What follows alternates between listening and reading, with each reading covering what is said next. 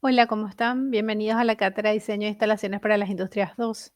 Les habla Mercedes Canese, soy profesora asistente de la materia Ingeniera Industrial y Máster en Energías Renovables por la Facultad de Ingeniería de la Universidad Nacional de Asunción. Vamos a presentar a continuación una actualización de la unidad de luminotecnia, la unidad 1. Todas las unidades han tenido avances tecnológicos o necesidades de ampliación de definiciones, de conceptos en relación a la lista de reproducción original, que es de la época de la pandemia. Entonces, ya han pasado unos cuantos años, estamos ahora en el 2025, lo que requiere que actualicemos los materiales.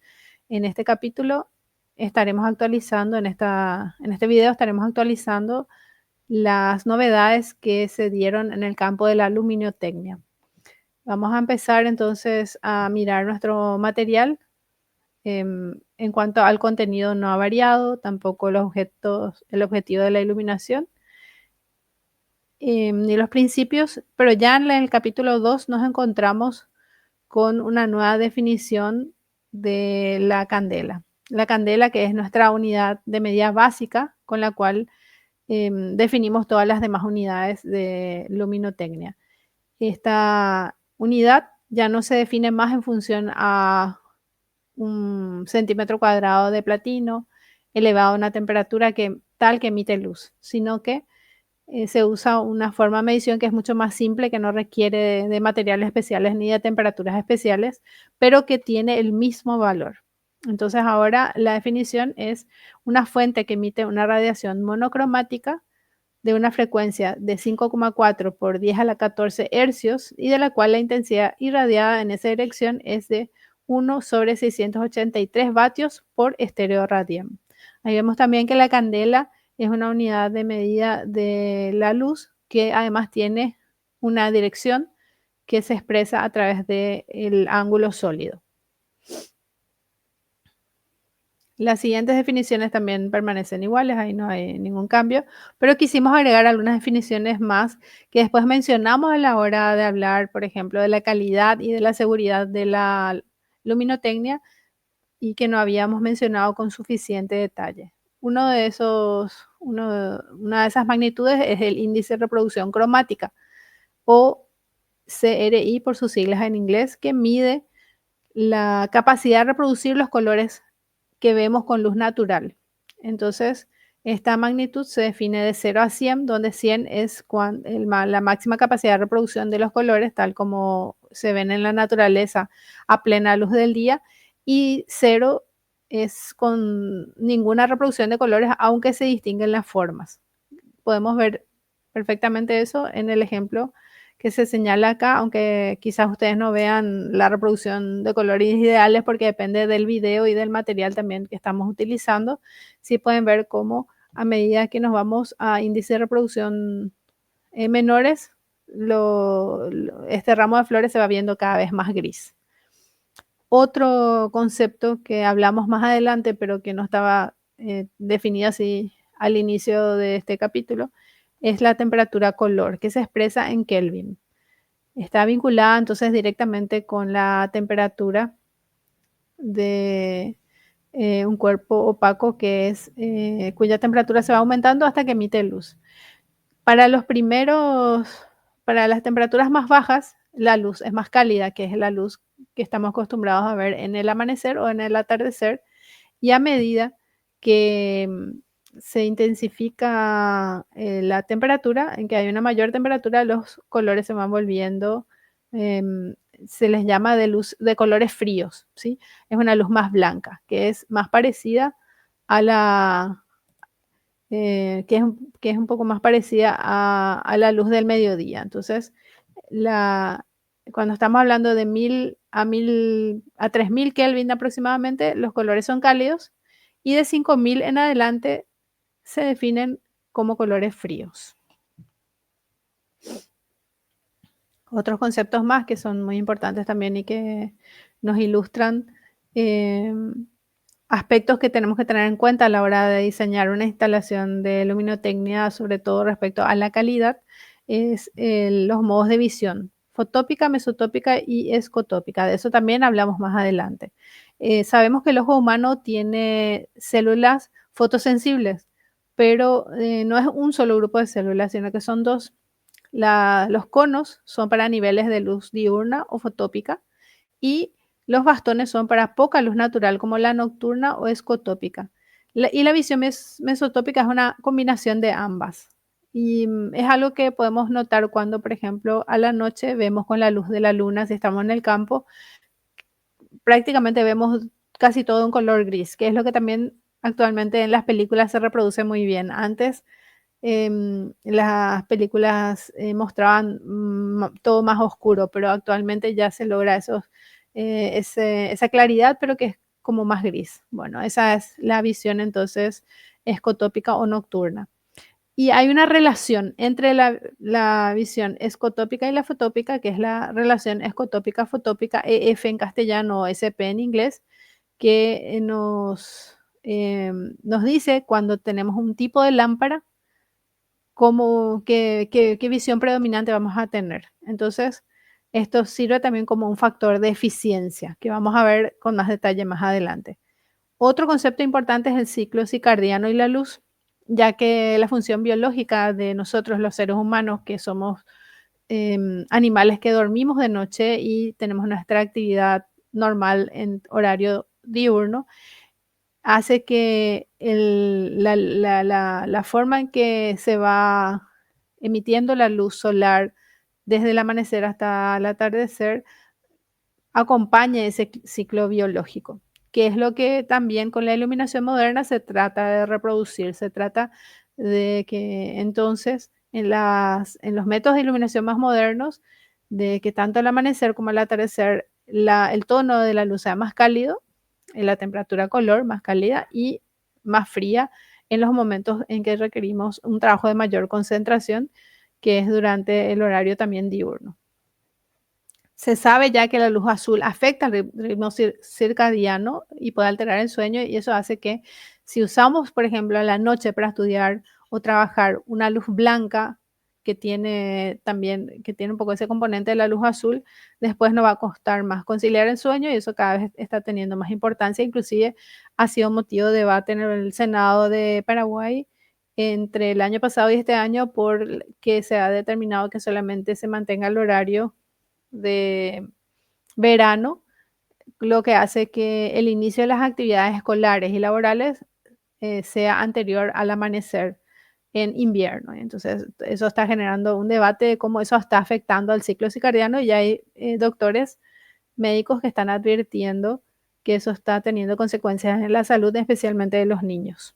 Bueno, siguiendo con nuestro tema, porque no estamos en el tema médico, sino que es sencillamente para conocer conceptos que usamos para hacer los diseños de luminotecnia, agregamos a nuestra definición algunos nuevos tipos de lámparas. Realmente estábamos teniendo hasta momentos de la pandemia la lámpara tipo LED, pero agregamos como subtipo a las lámparas halógenas. Vamos a ver una por una, ¿sí? Tenemos la lámpara incandescente, ya está definida, pero agregamos así como un subtipo la lámpara halógena que está dentro de las incandescentes, pero algunas bibliografías la consideran por separado.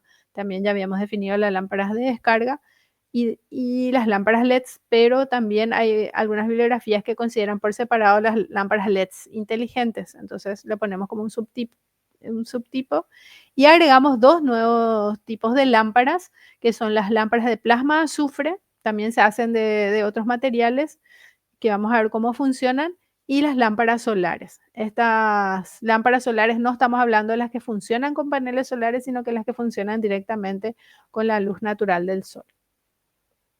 Entonces, cuando hablamos de lámparas incandescentes, agregamos ahí la definición un poco más específica de las lámparas halógenas que tienen halogenuros y son una variante de las incandescentes. Y cuando hablamos de las lámparas LEDs, agregamos también la definición de las lámparas LEDs inteligentes que pueden ser controladas por el Internet de las cosas. En cuanto a las lámparas plasma, son un nuevo modelo de lámpara que ya están empezando a usarse a nivel industrial. Si bien se inventaron en China en 1992, su uso comercial empezó mucho más tarde. y consiste en una lámpara de cuarzo con una mezcla de gas noble y algún halogenuro metálico como sodio, mercurio o azufre. Yo puse como plasma de azufre para no confundir con las lámparas que son, hay lámparas que son más bien ornamentales, que se les llama también de plasma, pero esas no tienen un uso industrial. Entonces, por eso le puse el apellido de azufre. Pero como pueden ver, ustedes también pueden ser de otros materiales. Y estas lámparas funcionan con un conductor de radiofrecuencia constituido por un generador en estado sólido, un microcontrolador y un resonador de cerámica. Entonces, la lámpara en sí no necesita una conexión eléctrica, sino que este resonador, este conductor de radiofrecuencia es el que tiene la corriente eléctrica, y a través de esa radiofrecuencia es que se activa las microondas producidas, ¿verdad? Por esta fuente de energía. Por una fuente de energía excita el plasma de la bombilla, logrando un espectro muy amplio de luz que incluye entonces em, la luz visible. Y lo interesante de esta lámpara, que todavía es muy costosa ahora en el 2025, pero que seguramente va a ir bajando de precio, es que es una lámpara que reproduce mucho mejor inclusive que las lámparas LEDs y las lámparas de descarga de alta presión, el color natural del sol. Es la que reproduce el mayor espectro de la luz natural. Entonces es una luz muy linda, de mucha calidad. Bueno, acá podemos ver, esto es lo mismo que ya habíamos, que ya están en los otros videos, así que voy a pasar. Acá sí tenemos algo nuevo que estamos agregando. No es nuevo en sí, pero sí no le teníamos así específicamente. Las lámparas de descarga sabemos que pueden ser de vapor de mercurio, como las fluorescentes comunes, y las de alta presión, las lámparas de mezcla de halogenuros metálicos. En segundo lugar están las lámparas de vapor de sodio, que pueden ser de baja o alta presión. Y agregamos como tercero y cuarto las lámparas de halogenuros metálicos y las lámparas de xenón también, como lámparas de descarga, ¿sí? Las lámparas LEDs no tienen grandes cambios en su definición. Ahora vamos a ver las lámparas de plasma. Ahí podemos ver fotos de las primeras lámparas de plasma de uso industrial, con ese principio que decíamos de que el plasma es activado y produce luz a través de microondas. Que para producirse las microondas sí se necesita electricidad, pero la lámpara en sí no necesita electricidad, ese bulbo de plasma. Y las lámparas solares, que también estamos agregando, tampoco es algo nuevo, pero no le teníamos incorporado como material, si bien siempre comentábamos en clase.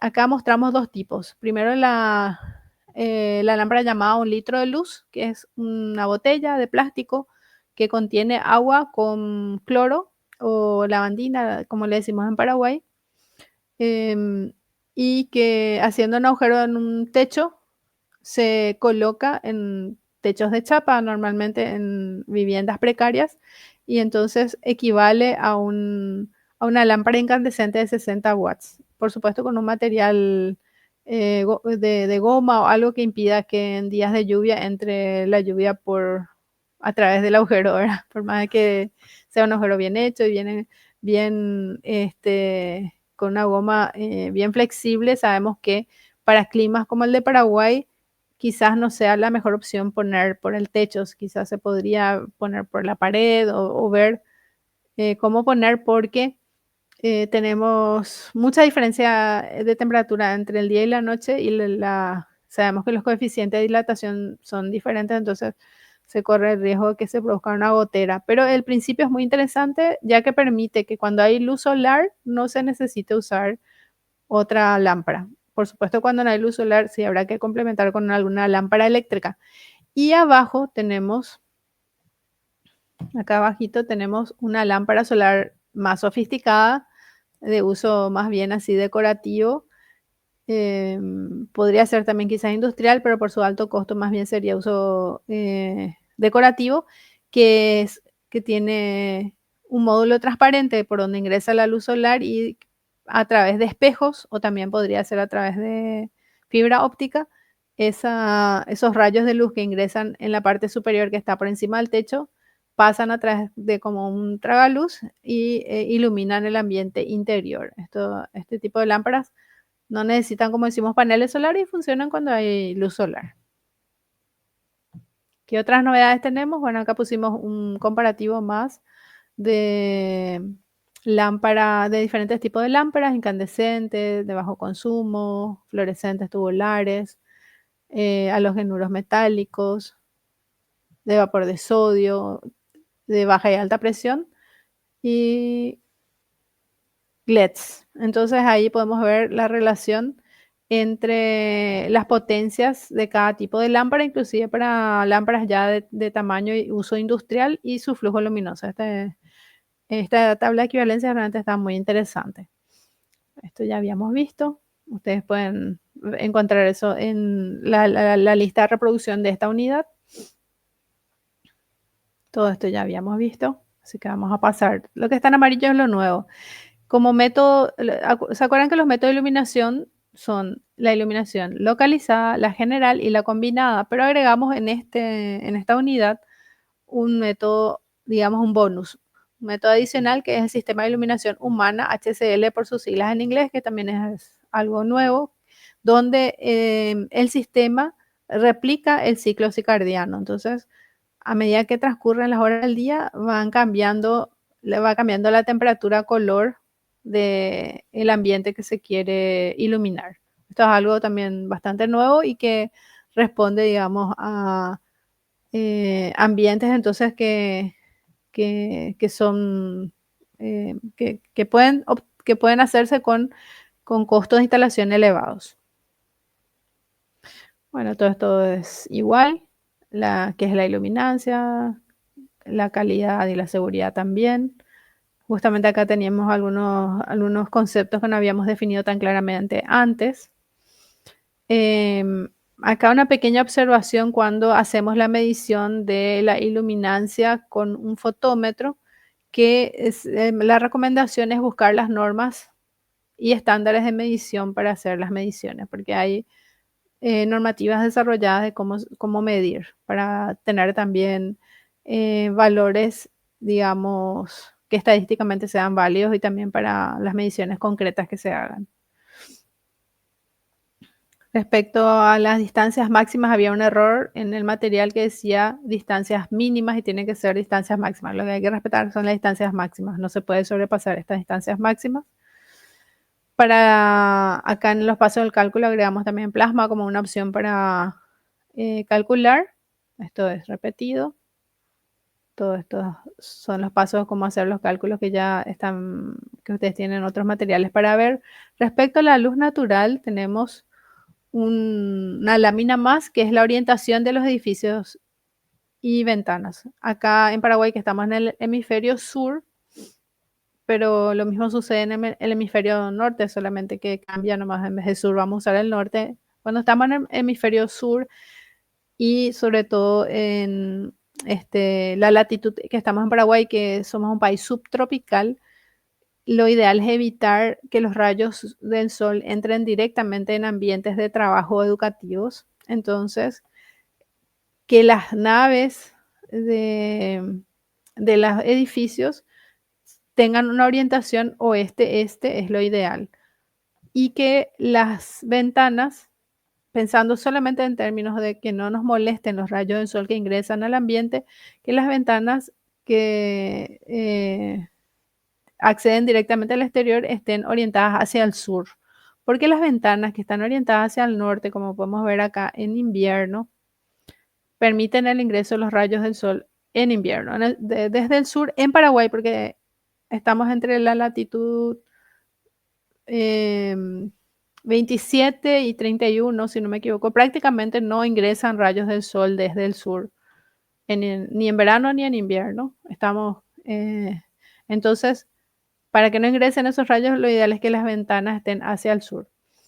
Ahora, si queremos que en invierno ingrese un poco el sol, aunque en invierno no hace mucho frío ni mucho tiempo, pero queremos que ingrese, o si es que por algún motivo es importante que ingresen los rayos del sol, como pasa en habitaciones, por una cuestión también de que sabemos que los rayos ultravioletas son de alguna forma rayos que desintoxican también los ambientes, matan bacterias, etcétera. Entonces, Ahí sí podríamos usar el sol de la mañana, que es el sol que viene por el este, ¿verdad? Al oeste es al atardecer, ¿verdad? Entonces, pero esas son las orientaciones y lo ideal es que sean exactamente en ese eje. Muchas veces vemos que los edificios se construyen de acuerdo a la cuadrícula de la calle.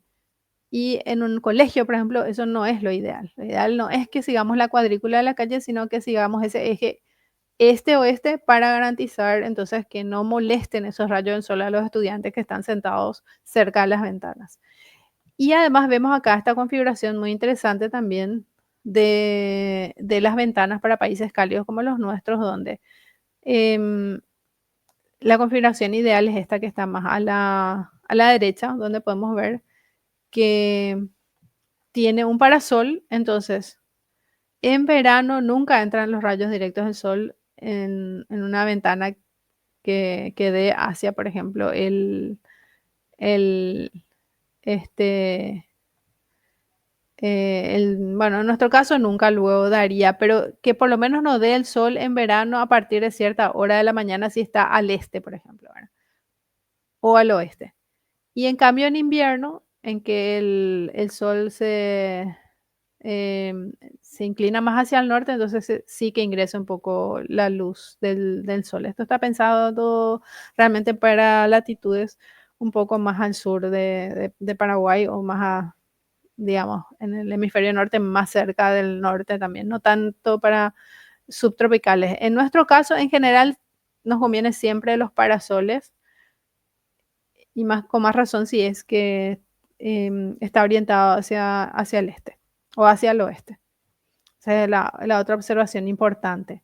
Y después con eso ya terminamos las novedades de esta unidad de luminotecnia. Muchísimas gracias por la atención y nos vemos en la siguiente unidad.